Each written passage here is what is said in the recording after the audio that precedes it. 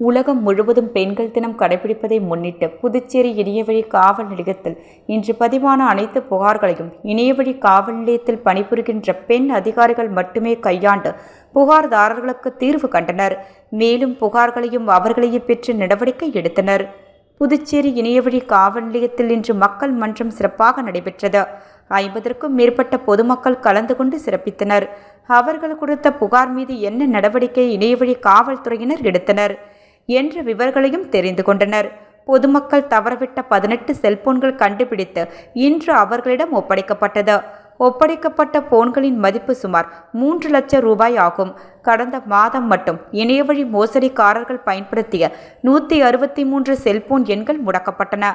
மேலும் 178 IEMI உள்ள செல்போன்களும் முடக்கப்பட்டுள்ளது. பொதுமக்களை இணைய வழியில் ஏமாற்றி பணம் பிடுங்கி 9 வெப்சைட்டுகள் முடக்கப்பட்டது.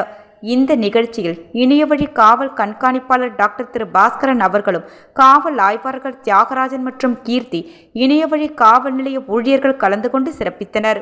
மேலும் புதுச்சேரி ரெட் கிராஸ் அமைப்பின் இணையவழி காவல் நிலையம் வந்து பணிபுரிகின்ற அனைத்து மகளிர் காவல்துறையினருக்கும் சால்வை அணிவித்து மகளிர் தின வாழ்த்துக்களை தெரிவித்து சென்றனர்.